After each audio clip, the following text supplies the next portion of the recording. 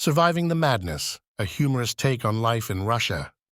Russia is that one friend who's always bragging about their strength and toughness while secretly crying inside every time they stub their toe. It's a country where the weather is so cold, even the bears wear coats. Seriously, winter in Russia is like living inside a freezer, except the freezer is angry and trying to kill you. If you're not fighting off frostbite every 5 minutes, you're probably just trying not to get eaten by a Siberian tiger while walking to the store. And speaking of the store, good luck getting anything done in Russia where bureaucracy is basically a sport. You need a passport? Well, it'll only take you 6 months, 43 forms, and the patience of a saint. Want to start a business? Hope you've got a few years to spare and a relationship with at least 14 different government officials, because that's how long it's going to take to get any paperwork through. Oh, and let's not forget the Russian cuisine. You'll be living on borscht and pancakes that are so dense you could use them as doorstops. If you're lucky, you might find a decent kebab in the corner of a grimy street, but it's more likely to taste like it was cooked by someone who's never seen a vegetable in their life. But hey, at least you've got vodka to wash it down.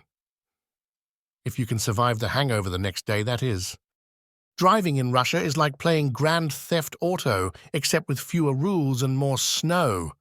Road signs are optional and lanes. Pfft, just suggestions. If you don't have a dashcam, are you even Russian? The real adventure begins when you try to drive in Moscow, where everyone's got a need for speed and zero regard for pedestrian life. If you make it through a day of Russian driving without a crash or a heart attack, you're basically invincible. And the people?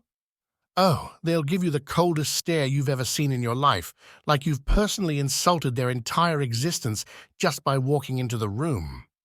You could compliment a Russian on their outfit, and they'll look at you like you just stole their last potato.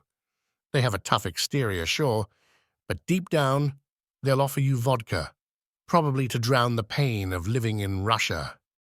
Let's not forget the Russian attitude towards time. If you're told to meet someone at 5 p.m., just know they'll show up around 7 o'clock if you're lucky. Tardiness isn't a flaw, it's a lifestyle. It's part of the charm, I guess. Russia, where everything is either frozen, on fire, or trapped in bureaucratic hell. It's a place that somehow manages to be impressive and miserable at the same time. But hey, at least you've got those beautiful cathedrals, breathtaking landscapes, and the world's most confusing language to keep you company as you try to survive the madness.